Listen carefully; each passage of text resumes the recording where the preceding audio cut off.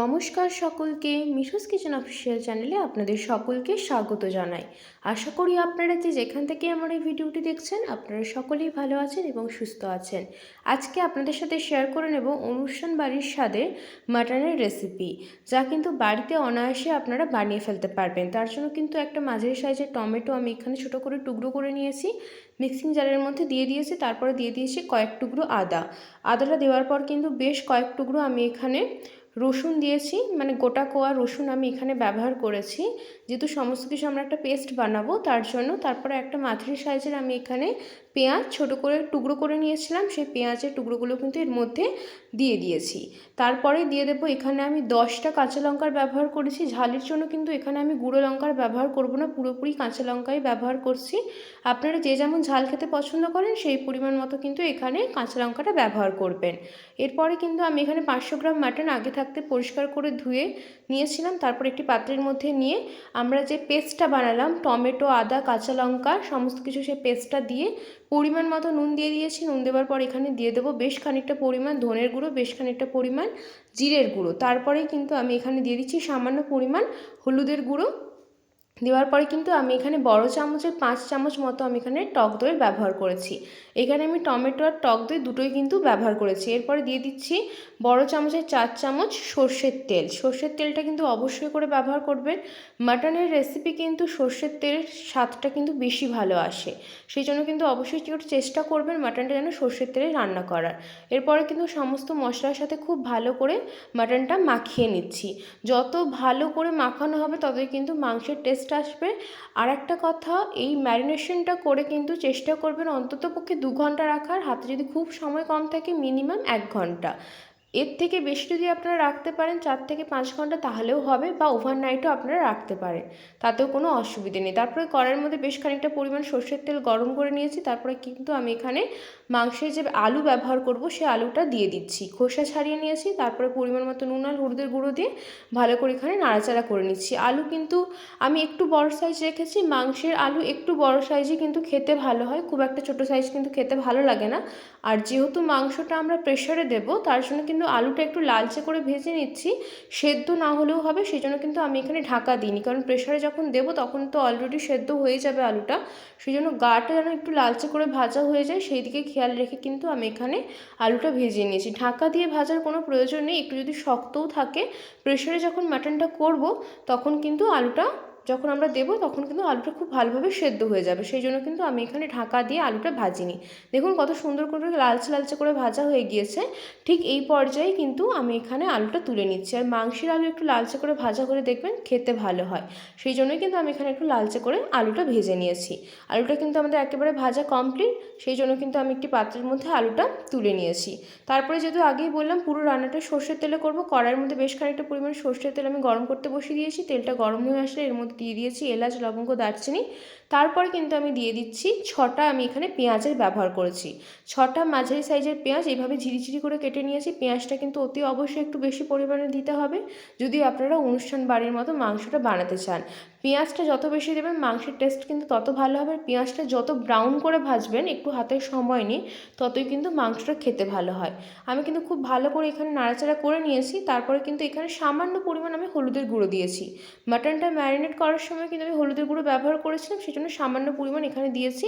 তারপরে দিয়ে দেবো পরিমাণ মতো নুন। নুনটা বুঝে ব্যবহার করবেন, কারণ মাটনটা ম্যারিনেট করার সময় কিন্তু আমরা নুন দিয়েছি। তারপরে নুন আর হলুদটা পেঁয়াজের সঙ্গে খুব ভালো করে এখানে মিশিয়ে নিচ্ছি। পেঁয়াজটা খুব ভালো করে একদম ব্রাউন কালার হয়ে কিন্তু ভাজতে হবে। দেখুন আমরা কিন্তু এখানে খুব ভালো করে এখানে মিশিয়ে নিচ্ছি। পেঁয়াজটা যত তাড়াতাড়ি ভালোভাবে ভাজা যায় সেদিকে কিন্তু খেয়াল রাখতে হবে, তার কারণ হচ্ছে যেহেতু নুনটা রয়েছে তাড়াতাড়ি পেঁয়াজটা ভাজাও হয়ে যাবে, কারণ নুনটা দিলে কিন্তু পেঁয়াজটা খুব তাড়াতাড়ি সেদ্ধ হয় এবং নরমও হয়ে যায়। এরপরে দিয়ে দিয়েছি বেশ খানিকটা পরিমাণ গ্রেট করে রাখা আদা আর গ্রেট করে রাখা রসুন। আমরা কিন্তু মাটনটা ম্যারিনেট করার সময় আদা রসুন ব্যবহার করেছি, আবার কিন্তু এখনও আদা রসুনটা দিয়েছি। দেওয়ার পরে কিন্তু খুব ভালো করে আদা, পেঁয়াজ, রসুন সব ভালো করে কিন্তু ভেজে নিতে হবে। যতক্ষণ না অবধি আদা, পেঁয়াজ, রসুন এই তিনটের কাঁচা গন্ধ একেবারে চলে যাচ্ছে ততক্ষণ অবধি কিন্তু খুব ভালো করে ভাজতে হবে। আমি প্রায় 10 থেকে 12 মিনিট হাতে সময় নিয়ে পেঁয়াজ আদা রসুনটা ভেজে নিয়েছিলাম লো টু মিডিয়াম ফ্লেমে। তাতে কি হবে, একটা কাঁচা যে গন্ধ থাকে আদা পেঁয়াজ রসুনের সেটা কিন্তু চলে যাবে। এরপরে 1 চামচের মতো আমি এখানে দিয়েছি কাশ্মীরি লঙ্কার গুঁড়ো, একটা খুব সুন্দর কালারের জন্য। লঙ্কার গুঁড়োটা ব্যবহার করার পরেও কিন্তু খুব ভালো করে মিশিয়ে নিচ্ছি। অতি অবশ্যই করে আমি কিন্তু এটা পুরো রান্নাটাই কাঁচা লঙ্কায় করেছি, কোনো গুঁড়ো লঙ্কার কিন্তু এখানে ব্যবহার করিনি বা শুকনো লঙ্কারও ব্যবহার করিনি। আমি আপনাদেরকে বলবো এই পুরো রান্নাটাই কিন্তু কাঁচা লঙ্কাতে করতে। কাঁচা লঙ্কায় মাংস রান্না করলে তার টেস্টটা কিন্তু অনেকটা বেশি হয়। তারপরে আমি এখানে যখন দেখুন পেঁয়াজটা ভাজা থেকে তেল বেরিয়ে আসে, তখন কিন্তু ম্যারিনেট করে রাখা মাটনটা এর মধ্যে আমি দিয়ে দিচ্ছি। মাটনটা যত বেশি সময় ধরে রাখবেন ম্যারিনেট করে, ততই কিন্তু টেস্টটা ভালো হয়। আবারও বলছি, যদি হাতে বেশি সময় থাকে আপনারা 2 ঘন্টার বেশিও রাখতে পারেন। তারপরে মশলার বাটি ধোয়া জলটা কিন্তু আমি এর মধ্যে দিয়ে দিয়েছি। সামান্য পরিমাণ জলেরই এখন ব্যবহার করছি, কারণ এখন যেহেতু মাটনটা মশলার সাথে কষাতে হবে এবং ভাজতে হবে, সেই জন্য বেশি পরিমাণ জল দেওয়া যাবে না। বাটির গায়ে যেটুকু মশলা লেগেছিলো সেই বাটি ধোয়া জলটা কিন্তু আমি এখানে সামান্য পরিমাণ দিয়েছি। দিয়ে কিন্তু খুব ভালো করে মশলার সাথে মিশিয়ে নিচ্ছি। অবশ্যই করে কিন্তু গ্যাসের ফ্লেমটা লো টু মিডিয়ামে রাখবেন, কারণ যেহেতু মাংসটা ভাজবো হাতের সময় নিয়ে প্রায় আধ ঘন্টা ধরে কিন্তু আমি এখানে মাংসটা ভেজেছি। বারে বারে ঢাকা দিয়ে দিয়ে কিন্তু মাংসটাকে ভাজতে হবে, যাতে কি হবে, মাংসটা খুব ভালোভাবে কষানোও হবে এবং খেতেও ভালো লাগবে। ঢাকা দিয়ে কিন্তু 10 মিনিট লো টু মিডিয়াম ফ্লেমে ঢাকা দিয়ে রেখেছিলাম। ঢাকা খুলে দেখুন তেলটা কিন্তু উপরে ভেসে উঠছে। ঠিক এই পর্যায়ে কিন্তু আমি আবারও খুব ভালো করে কিন্তু এখানে মিশিয়ে নেব। কড়াইয়ের গায়ে যাতে লেগে না যায় মশলা, সেদিকেও কিন্তু খেয়াল রাখতে হবে। সেই কারণেই কিন্তু আমি গ্যাসের ফ্লেমটা লো টু মিডিয়ামে রেখেছি। মিডিয়াম টু হাই ফ্লেমে করে দিলে কিন্তু কড়াইয়ের গায়ে মশলাটা লেগে যেতে পারে। সেই জন্যই কিন্তু হাতে সময় নিয়ে লো টু মিডিয়ামে রেখে কিন্তু ফ্লেমটা, তারপরে কিন্তু মাংসটা আমরা খুব ভালো করে কষিয়ে নেব। যে কোনো মাংসই রান্না করুন না কেন বা যে কোনো তরকারি রান্না করুন না কেন, যত সময় ধরে কষানো হবে ততই কিন্তু তার টেস্ট বেশি হয়। অতি অবশ্যই করে মাথায় রাখবেন, প্রেশারে তো আমরা অবশ্যই দেবো, কিন্তু তার আগে খুব ভালো করে কষাতে হবে। আবারও কিন্তু আমি 10 মিনিট ঢাকা দিয়ে লো টু মিডিয়াম ফ্লেমে রেখে মাংসটা আমি এখানে ঢাকা দিয়ে রেখেছিলাম। তারপরে কিন্তু ঢাকা খুলে আবারও খুব ভালো করে কষিয়ে নিচ্ছি। দেখেই বুঝতে পারছেন কালারটা কতটা সুন্দর হয়েছে। আর মাংসটা কিন্তু প্রায় আমাদের 50% মতো সেদ্ধ হয়ে গিয়েছে, যেহেতু আমি অনেকক্ষণ ধরে মাংসটা কষিয়েছি এবং ঢাকা দিয়ে দিয়ে রান্না করেছি। তারপরে কিন্তু ভেজে রাখা আলুটা এর মধ্যে দিয়ে দিচ্ছি। ভেজে রাখা আলুটা দেওয়ার পরে কিন্তু আবারও খুব ভালো করে মিশিয়ে নেব, যাতে মাংস আর মশলার সাথে আলুটা খুব ভালোভাবে মিশে যায়, সেইটার দিকে কিন্তু খেয়াল রাখতে হবে। দেখুন আমরা কিন্তু খুব ভালো করে কষিয়ে নিয়েছি। আমি কিন্তু এখনও পর্যন্ত কোনো জলের ব্যবহার করিনি, তখনই যে সামান্য পরিমাণ জল দিয়েছিলাম মশলার বাটি ধোয়া জলটা, আর কিন্তু আমি এখন জল দিইনি। আর অতি অবশ্যই করে কিন্তু আমি মাংসটা যখন প্রেশারে দেবো ফুটন্ত গরম জলের ব্যবহার করতে হবে। নর্মাল টেম্পারেচারে জল দিলে কিন্তু চলবে না, ফুটন্ত গরম জল একদম ফুটবে, তখনই কিন্তু সেই জলটা আমরা প্রেশার কুকারের মধ্যে দিয়ে দেবো।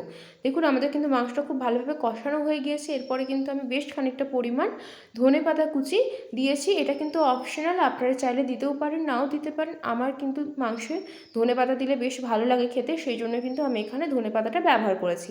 আপনারা যদি পছন্দ না করেন তাহলে নাও দিতে পারেন। তারপরে কিন্তু খুব ভালো করে আবারও আমি কষিয়ে নিচ্ছি। কষানো কিন্তু একেবারে রেডি, আর বেশি কষানোর প্রয়োজন নেই। প্রায় আমি আধ ঘন্টা সময় ধরে কিন্তু মাংসটা আমি কষিয়েছি কড়াইয়ের মধ্যে। তারপরে কিন্তু আমি এখানে কি করব না, প্রেশারের মধ্যে দিয়ে দেবো। প্রেশারের মধ্যে কিন্তু আমি এখানে যে কষানো মাংস আলুটা সমেত কিন্তু দিয়ে দিয়েছি। আলুটাও যেহেতু আমরা ভেজে নিয়েছিলাম, কিন্তু তাও যেহেতু ঢাকা দিয়ে ভাজিনি, সেই জন্য কিন্তু আলুটাও কিন্তু বেশ ভালোই শক্ত রয়েছে। লালচে করে গাটা ভাজা হলে কি হবে, ভেতরটা কিন্তু শক্ত রয়েছে। সেই জন্য যেহেতু প্রেশারে দেবো আমি, সেই জন্য কিন্তু আমি ঢাকা দিয়ে আলুটা আর ভাজিনি, কারণ প্রেশারে কিন্তু সুন্দরভাবে সেদ্ধ হয়ে যাবে। এই কারণে কিন্তু আলুটা আমি খুব বেশি সেদ্ধ করে ভাজিনি। তারপরে কিন্তু আমি এখানে কি করব না, যে কড়াইতে মাংসটা কষছিলাম সেই কড়াই কিন্তু যে গায়ে যে মশলা লেগে আছে, সেই কড়াই কিন্তু আমি এখানে 500 ml জল দিয়ে দিয়েছি। আমি এখানে বেশি পরিমাণ ঝোল করব না, মানে গ্রেভিটা বেশি করব না, মাখো মাখো করব। সেই জন্য এই কড়াইয়ের গায়ে আমি যে মশলাগুলো ছিল সেগুলো সমেতই কিন্তু আমি ওই জন্য জলটা ফুটিয়ে নিয়েছি। ফুটন্ত গরম জল কিন্তু আমি প্রেসার কুকারের মধ্যে দিয়ে হালকা হাতে এখানে নাড়াচাড়া করে নিচ্ছি। বেশি নাড়াচাড়া করার প্রয়োজন নেই, জলটা শুধুমাত্র আলু আর মাংস মশলার সঙ্গে খুব ভালো করে মিশিয়ে নিতে হবে, যাতে খুব ভালোভাবে মিশে যায়। এরপরে কিন্তু ভালো করে কিন্তু আমি এখানে মিশিয়ে নিয়েছি। মেশানো হয়ে যাওয়ার পরে কিন্তু প্রেসার কুকারে ঢাকাটা লাগিয়ে দেবো। প্রেসার কুকারে ঢাকা লাগানো হয়ে গেলে হাতে সময় রেখে লো টু মিডিয়াম ফ্লেমে একটা সিটি দেওয়া অবধি আমাদের অপেক্ষা করতে হবে। হ্যাঁ, ঠিকই শুনছেন, একটা সিটিতে কিন্তু মাংস খুব ভালোভাবে সেদ্ধ হয়ে যাবে, এইটুকু গ্যারেন্টি দিয়ে বলতে পারি। কারণ আমাদের এখানে 4-5টা সিটি দেওয়ার কোনো প্রয়োজন নেই, কারণ আমরা কড়াইয়ের মধ্যে এত সময় ধরে কষিয়েছি। মাংস কিন্তু প্রায় সেদ্ধ হয়েই গেছিলো। যেইটুকু যা সেদ্ধ হতে বাকি ছিল সেটা কিন্তু প্রেশারের একটা সিটিতে খুব সুন্দরভাবে কিন্তু সেদ্ধ হয়ে গিয়েছে। দেখুন কতটা সুন্দর দেখতে হয়েছে, খেতেও কিন্তু ভীষণ ভালো হয়। বাড়িতে কিন্তু এই রেসিপিটা ফলো করে অবশ্যই একবার বানিয়ে দেখবেন, আশা করছি আপনাদের ভীষণ ভালো লাগবে। আমি কিন্তু এটা মাটির হাঁড়িতে সার্ভ করছি যাতে দেখতেও ভালো লাগে, সেই জন্য কিন্তু আপনাদেরকে আমি এখানে সার্ভ করে দেখিয়ে দিচ্ছি। রেসিপিটি আপনাদের কেমন লাগলো অবশ্যই কমেন্ট করে জানাবেন। যদি ভালো লেগে থাকে অবশ্যই করে চ্যানেলটিকে সাবস্ক্রাইব করবেন, লাইক শেয়ার কমেন্ট করতে ভুলবেন না।